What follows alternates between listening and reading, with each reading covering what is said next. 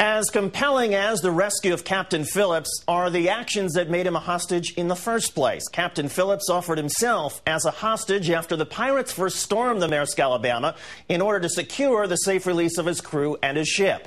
Days later, he tried to escape his captors by jumping into the ocean and swimming away. One of the pirates opened fire, and Captain Phillips was pulled back into the lifeboat, then bound and beaten. His wife, Andrea, said today that the safe rescue of Captain Phillips gave her and her family the best Easter ever.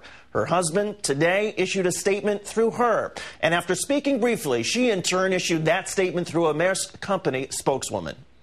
I just want to thank you for allowing us to come out here in front of like this and make our statement as a family together.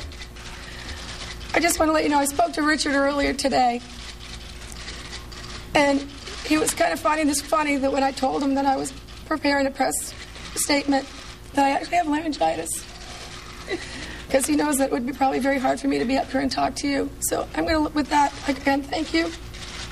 I'm going to let Allison read my statement. My family is extremely proud of Richard for what he has done. When Andrea spoke with Richard today, he wanted me to tell you, quote, "I am just a small part in this. The real heroes in this story are the U.S. military.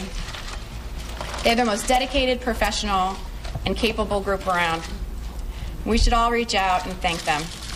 We are joined now by Captain James Staples, a longtime friend of Richard Phillips since their days together at the Massachusetts Maritime Academy class of 1979. Captain Staples also commands ships off the coast of Africa. And thank you for your time tonight, sir. We appreciate it. Thank you, David. Were you at all surprised when you learned that Captain Phillips had offered himself in exchange for the freedom of his crew? Is that something you were trained to do, or is it simply a matter of individual character? Well, I believe it's individual character in this situation. What he did was just remarkable, an outstanding feat of courage to keep his crew and his ship safe. What do you plan on telling Captain Phillips the next time you have a chance to speak with him? Welcome home, Rich. Captain Phillips, as we all know, may owe his survival to the timing and accuracy of those Navy sharpshooters. What is it about his personality, though, that enabled him to stay calm at that grisly moment and literally seem unscathed by the entire trauma of what he lived through and witnessed even at the end? Well, that's part of the terrorism training that we go through at the Maritime Institute, that if you're in a hostage situation, they do tell you to do a few certain things. And I believe Richard remembered that, and he stayed with it. What are some of those things? I'd rather not go into those type of details at this time. But as far as you know, based on everything that you've learned about this situation, is there anything particular about Richard's personality that you think benefited him perhaps more than others might have been in a similar situation?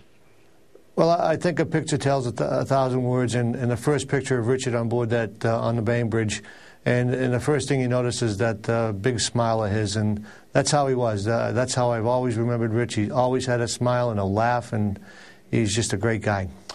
14 ships with more than 240 hostages representing at least 9 nations are still being held by Somali pirates. Just how dangerous is it off the Horn of Africa these days?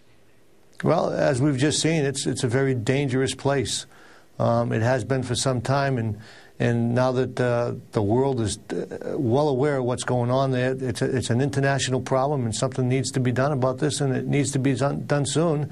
As we saw, the news was concerned about the Alabama, but they had a tugboat taken just the next day with a Spanish crew, I believe, that was on board. Would you have any misgivings about commanding a ship in that region again? No, I've always known the risk, as we all have. And this is part of the job. It's just another element of the job, and it's something we deal with on a daily basis, depending on what part of the world we're in. Does the U.S. Navy have enough ships to support commerce in that part of the world? I couldn't tell you if the Navy has enough. It's a very, very large area. This needs to be a conglomerate of things to get done. But the ultimate problem is with the Somalis, and the Somali coastline needs to be watched by some type of Coast Guard that they can put together. They need a government in that country.